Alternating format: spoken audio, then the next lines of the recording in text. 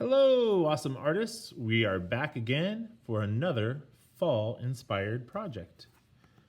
Today you're going to need a pencil, paper, a ruler or a straight edge, and you can use a piece of paper or cardboard that has a straight edge on it if you don't have a ruler handy.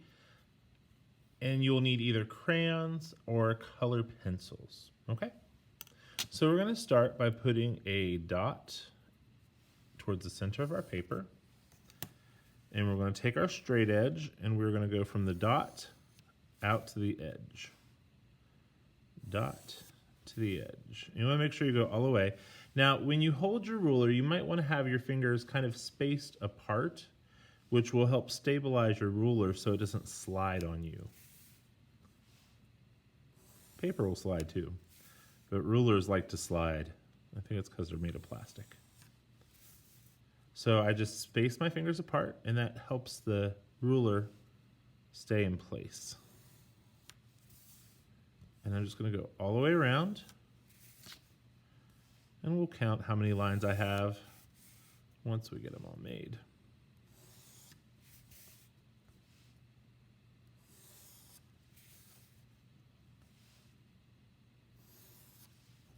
There we go. So we have 1, 2, 3, 4, 5, 6, 7, 8, 9, 10, 11. So around 10-ish, maybe 1 or 2 less, maybe 1 or 2 more. It's up to you, but that's pretty good. So we are going to be making a spider web. In the fall, we start seeing spider webs all over the place. As the weather gets cooler and there's more fog and dew, it lays on the spider webs. So pay attention in the morning as you travel here or there, or even in your own yard. And you'll notice more spider webs. Some of them build them in the grass. Some are on plants. Some are on like fences. They're everywhere. But the dew, because of the temperature change, there's more dew and moisture in the air. And it lays on the spider web and makes them show up, which is pretty cool.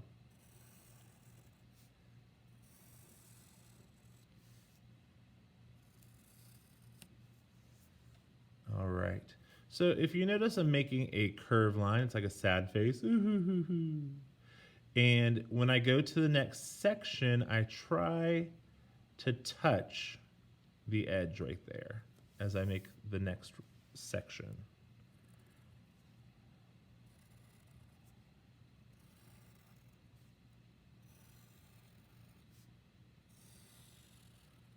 And I'm going to do this all the way around.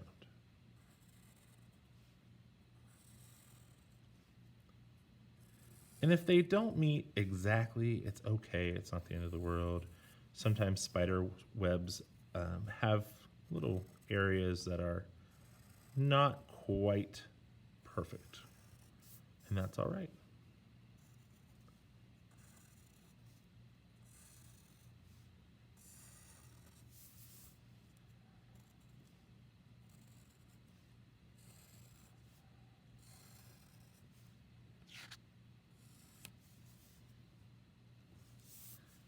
I have Spider-Man running around in my head as I draw this.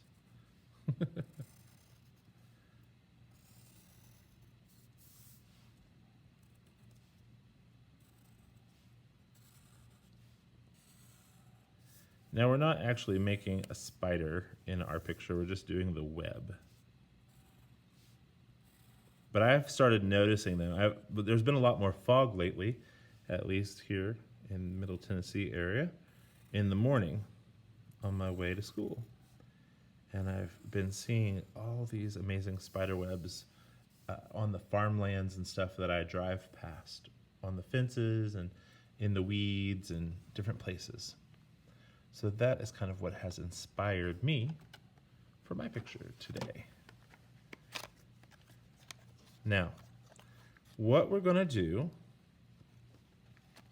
is you are going to pick 4 or 5 colors. 4 or 5 colors. That's your decision, okay? And then you are going to come into your picture And what we want to do is work on value. Value is the darkness or lightness of a color. So on that center one, I'm pushing really hard. On the next one, I'm not going to quite push as hard. Now it's really important that you stay nice and neat. No, Sloppy Joe. I'm going to get a little bit lighter on the next one. And this is just less pressure. I'm just not pushing as hard as I color.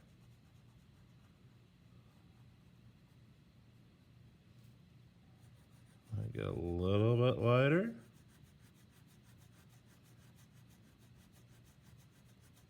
Now I will tell you that with darker colors, this is much easier. This is much easier. But if you start with like a yellow, which is already a very light color, it is harder to show the value of the color getting lighter because it's already so light. So I'm barely pushing at this point, barely pushing.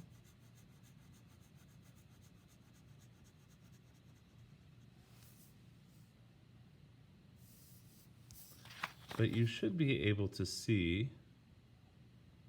the different values in there. All right. So I said 4 or 5 different colors. It's up to you. You pick the colors that you like together. I like orange and green and brown and purple together.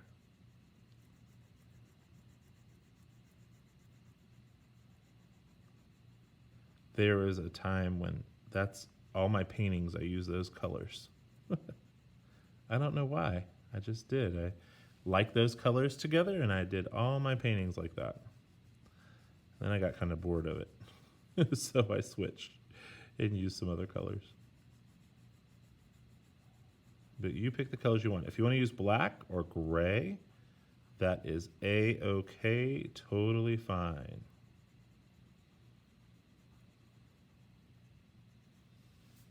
All right, can we see how this went from very dark to medium light?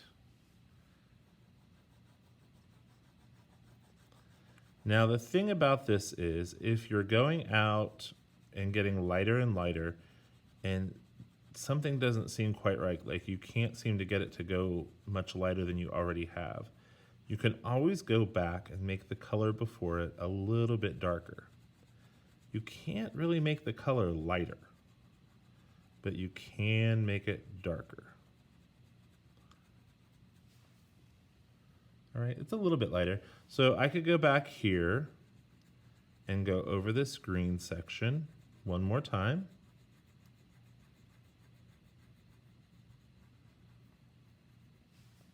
Now, if that makes this one too close to this, then I can go back over this one more time. And there we go. So we can always make something darker if you've already colored it, but you can't really make it lighter. So I'm gonna try to push very lightly. Like I am barely skimming the paper, guys. You gotta be very careful or you're gonna have trouble getting these values.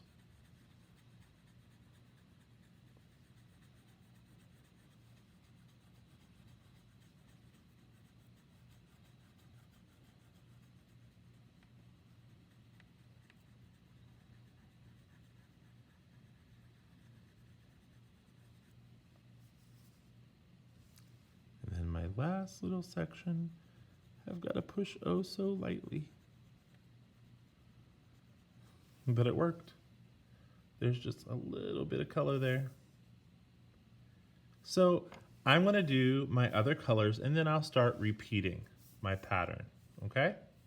Now, once you have finished, I'm not going to take the time to do all of it or this video will be very long. And you understand, you're going from a dark to a light, and you're going to use 4 or 5 different colors. Now, after I have finished, and you want to finish all of it, okay? Finish coloring all the sections. You're going to come back with a black and just trace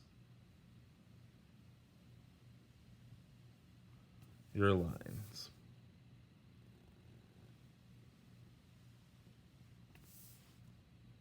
Be careful, don't get Sloppy Joe. No, no, Sloppy Joe.